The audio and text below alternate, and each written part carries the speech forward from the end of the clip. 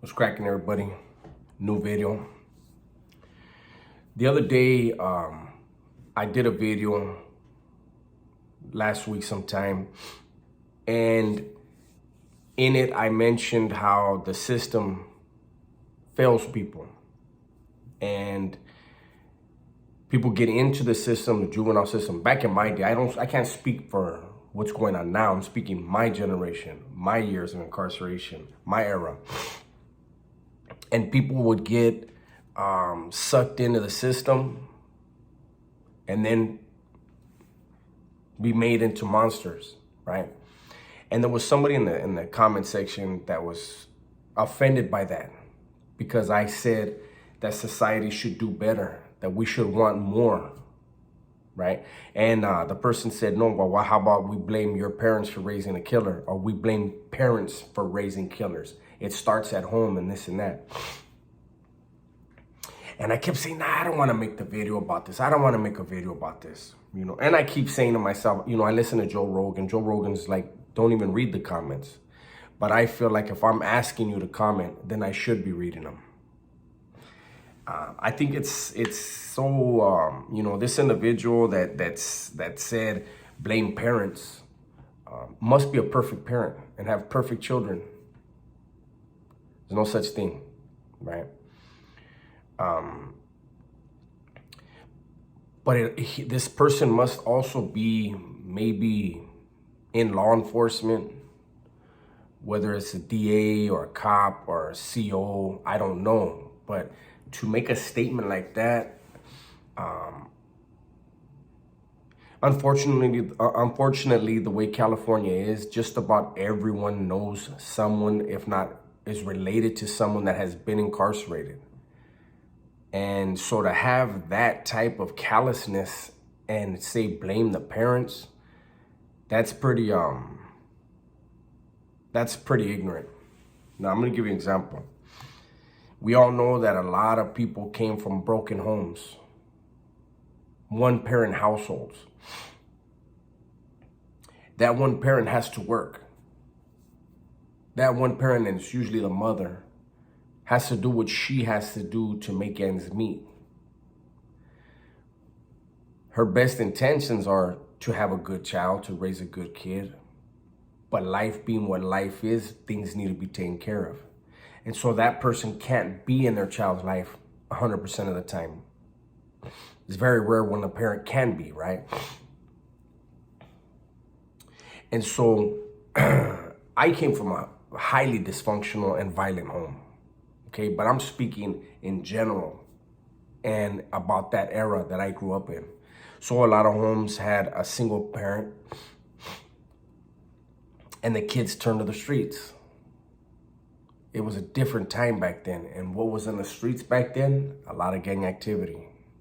Unless you grew up, you had money, then, and people that have money, their kids grow up just as impacted by their environment, but especially by their belief system. We'll get to that in another video. But I do want to say this. I'm going to give you an example. So the first time, I'm not going to lie, I was not a perfect kid. I was not an angel. I had a lot of issues because of the beatings, the fact that I felt neglected, a whole bunch of different things. I had issues. I had issues with authority. I had trust issues with anybody. It was just the way it was. It was the reality. And, I would steal, I would fight, there was a lot of things I was doing. I actually got my first arrest on a vandalism charge for something I didn't do. But the cops were like, we finally got this little fucker on something, right? I was 13 years old. And I mentioned this in another video. The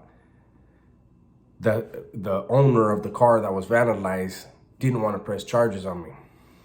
So the cops took me to the house, dropped me off, and my mom decided she wanted to teach me a lesson, right? So she told the cops, no, I want you to wait, and I want to get on the phone with the victim. Basically, my mom told the victim, I want you to press charges against my son. He needs to learn a lesson. I went to juvenile hall for the first time.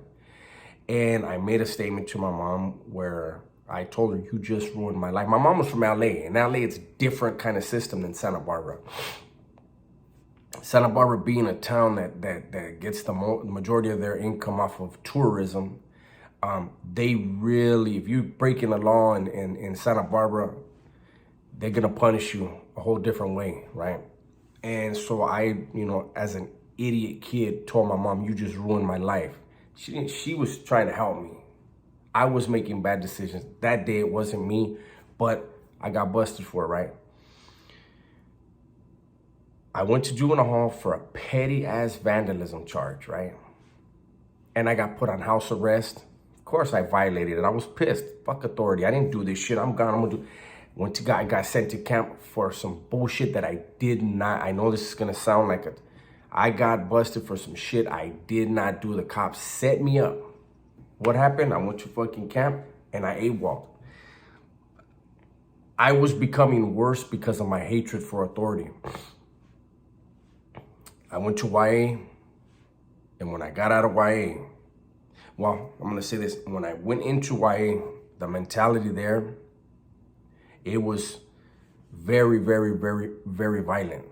And so you learn to adapt immediately. I was already a little banger, but when I got in there and I was around dudes who were fucking 13, 14, 15-year-old convicted killers who had extreme violence on their mind, I had to be as violent or more violent than them to exist in that world.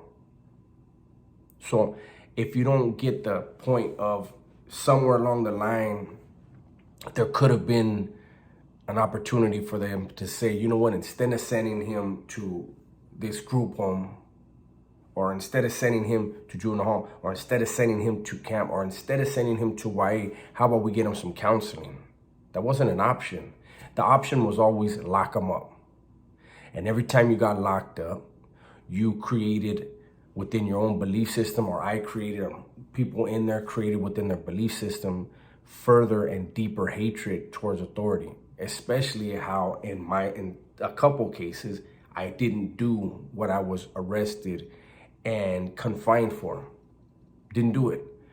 But it just made me more of a believer in fuck their rules, fuck what they think. And while I am accountable for my actions, for my decisions, there were still others that could have done something to make me think like, well, shit, maybe people aren't as bad as I think. That came way later in my life, where I fully understood where, you know what, no matter what other people did, I had a choice. But when you're a kid, you don't see that. And you just keep developing. You just keep inside your mind building up that fucking wall in your mind to shut everybody out. So to this day, I really believe there are other options than incarcerating kids. There are other options in incarcerating people with mental health, especially people with mental health. People out here don't realize, you lock up somebody with a mental health issue, now for the most part, they get sent straight to prison, and they could get sent to a level 4 180. And you know what happens?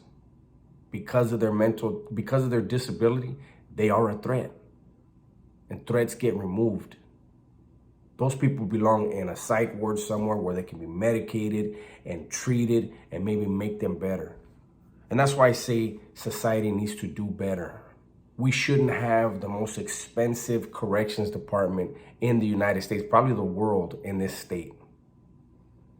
Let's spend our money on educating our youth, on educating our population, on beautifying our streets and our roads and our bridges and our cities and our towns, and just treating people better. Anyways, I gotta go. I'm already damn near 10 minutes in. It's late at night. A video that I recorded earlier got demonetized, so I had to put this one together right now. If you like the video, do me a favor and hit the like button. If you haven't subscribed already, please subscribe to the channel and share this video with whoever you think would like it. I appreciate you for being here. Be safe, be smart, and tell the ones you love that you love them. I'm out.